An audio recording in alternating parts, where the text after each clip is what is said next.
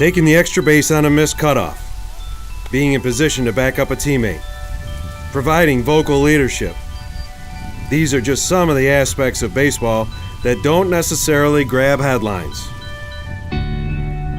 These characteristics and more can be used to describe HFL's Ben Sousa.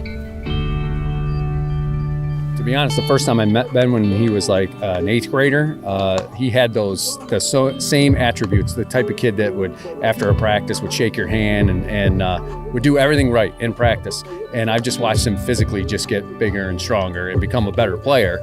But he had those right from the get-go. If it appears these traits come naturally to the HFL senior, there's a reason. Sousa is the grandson of Section 5 Hall of Fame coach Ed Nietopski. I always thought communication was a huge thing in baseball, and he taught me that.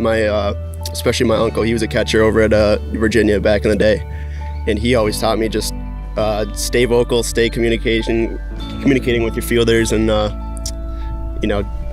one step ahead of everything. Like know your situation, so when the play's out there, you know what to do. Just a lot of the mental aspect of the game. Baseball is a mental sport, and I get in my head a lot. I beat myself up sometimes, but he always taught me just like keep a smile on your face. I always think about that, like go 0 for 4 with 4 strikeouts, and I think, okay, just get the next one. Baseball, it's a funny game, new day every day.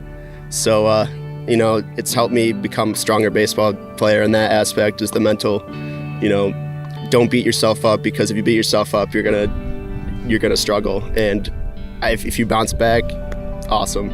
But you're gonna have your slumps. You're gonna have those high moments where you're gonna be hitting everything. But that's just baseball. Ed Nietopski won sectional titles with Cardinal Mooney in 1980 and 82, and with Bishop Kearney in 1997. He retired with 705 career wins, tops in Section 5 up to that point. That's not counting the 545 basketball games he won, including 7 more sectional titles on the hardwood. Former Bishop Kearney coach and current staff member Carmer Zeta went from being Nietopski's rival to his ally.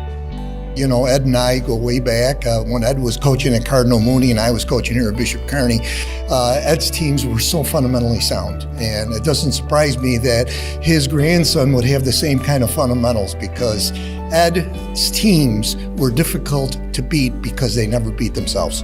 I have nothing but the utmost respect for Ed Nietopski and what he's done for the school and the young people that he's influenced over the years, not only here at at Kearney, but also at Mooney and his years at Brockport. Just a wonderful man, and I hope he stays around as long as he can. More than a decade has passed since Ed Nietopski roamed the sidelines as a head coach. Time has not diminished his influence. Well, his impact is just phenomenal. He was, I think, the best baseball coach that's ever come out of Section 5.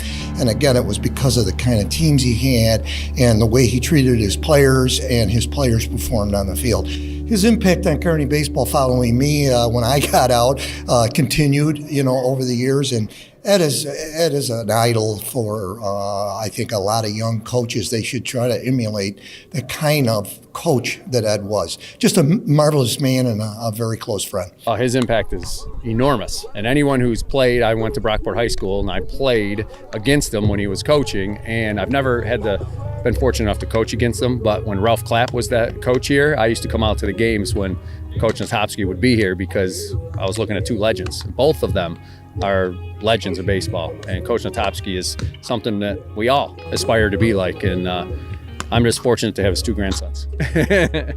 Grandson has taken plenty from his grandfather. It's awesome. I watch him. He'll be mentoring like just other kids. I remember a couple years ago, I think it was Corey Canton from Odyssey, and he just went over and just gave him a couple pointers, and just like he does that all the time, and people recognize him all the time, and it's awesome to see that, like, the impact that he's had on the community and like how many people he's impacted in the Rochester area.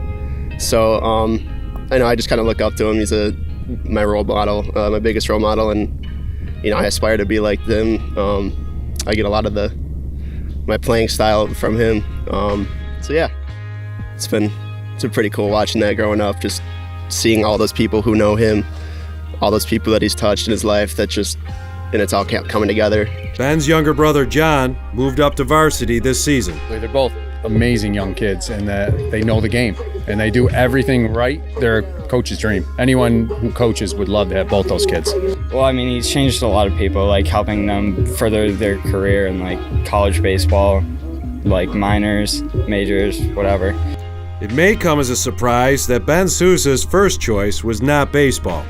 Do you ever remember a time when you didn't play baseball? Let's put it. I actually started out on the evil side. I played lacrosse when I was a little younger. Wow. But coming from a baseball family, you know, with my grandfather, and I was like, my parents were like, let's sign him up for baseball, see how he likes it. And my grandpa's been my mentor all the way through, and I fell in love with this sport really quick. And you know, this is my passion, this is my hobby. So I take this really seriously. I'm excited to get out here today, and you know, first game, senior day or senior year, and I'm excited. That didn't take too long to change. It's been a long journey, but no more lacrosse. We got rid of that quick. I didn't like it, and baseball I instantly fell in love with. So, Was there ever any discussion with your grandfather or with your mother about how did you let him play lacrosse? How did you even let him? I think he teases her about that every now and then. I don't really remember how he took it when we were younger, but yeah, I think it just kind of stuck knowing that baseball family. So. From the Manor Baseball Field on the campus of HONEOYE Falls, Lima Central School District, this is Paul Gotham with the High School Sports Beat, brought to you by Alfred State College.